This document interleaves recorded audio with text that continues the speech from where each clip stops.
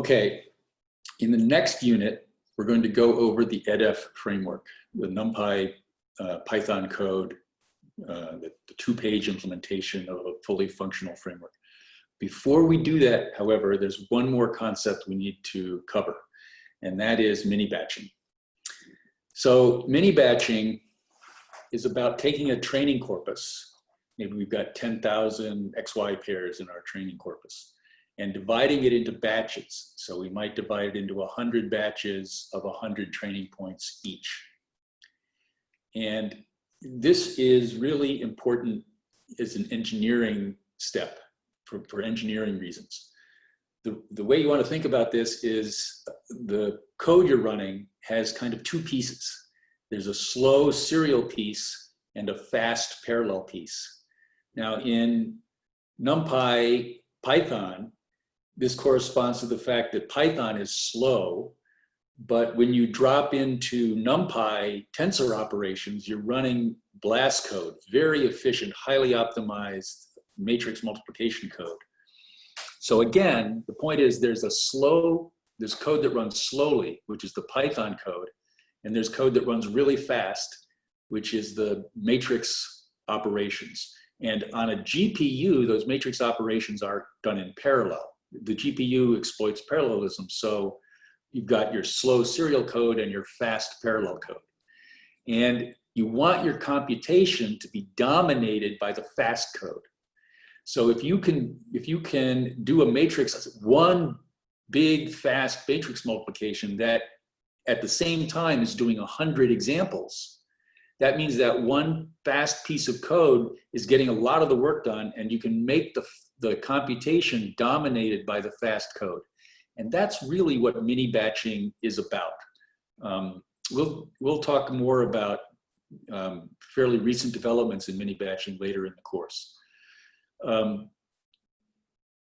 So that's what we're after. We want to divide our data into batches. We want, within a batch, the iteration through the batch elements to happen inside the fast, parallel, or highly optimized matrix code. So what we're going to do is we're going to take our input. So we've got a bunch of XY pairs, so we've got a bunch of X's, and we're going to add a batch index. And traditionally, the batch index becomes the first index of the tensors. So let's go ahead to look at this code. So here we have our multi-layer perceptron, and it looks just like it did before. We've got our parameter vectors, and we've got our input vector. Now the input vector I've written with an additional batch index, and however the parameters are the same for every batch for every input. So the parameters do not have a batch index. The inputs do have a batch index. They have a different value for each batch entry. So here, this little b is ranging over which input entry within the batch we're talking about. And because the input values are different with the different batch elements, every computed value also has a batch index. So it's going to have a different value for each batch element. But we're going to compute these all at once or all in parallel over the whole batch using the fast matrix operations or tensor contraction operations. So the only thing I've done here is I've added this batch index to every input and every computed value, but we have not added a batch index to the parameters of the network. And then the same equations hold, except we've got batch indices in them. Now we want to be able to do backpropagation in the presence of this batch index, and it's the same as it was before. In the last unit, I said you can use arbitrarily high-order tensors, and you can do your backpropagation. The only difference now is that when you backpropagate into or backpropagate to a parameter, a matrix, a parameter of the model, the parameter of the model does not have a batch index. But each batch element is contributing to the gradient of the parameters of the model. So you want to sort of sum together all the gradients for all the batch elements into the parameters of the model, where the parameters of the model do not have a batch index.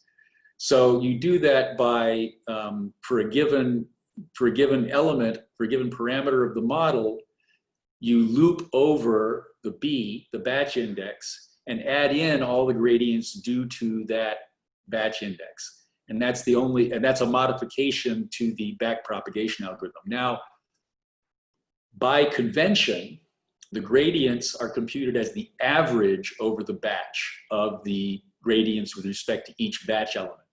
That's actually an unfortunate convention, but it is a convention that is sort of standard in the deep learning community. Now, setting the batch size. How do you decide the optimal batch size? So as I said, the real engineering issue here is that you want to be able to exploit your parallel hardware. So you want to be able to distribute your batch over the various cores of the GPU. Or you want to be able to make your batch run in the very fast GLASS code if you're running on a CPU. So in practice, what people do is they make the batch as large as the hardware will support. You want to make your batch large enough, ideally, that you're getting full parallel utilization of your GPU. Or large enough that your computation is dominated by the fast matrix multiply operations. So and recent developments, meaning maybe three or 4 years ago, showed that the batch size can be distributed over the batch can be distributed over many GPUs. You can use enormous batch sizes. And that greatly accelerates or reduces the time required in training, because that enormous parallelism makes the training run very fast in wall clock time. Okay, that's the mini batching is the last thing we need before we dive into actual NumPy Python code, which we will do in the next unit. Thank you.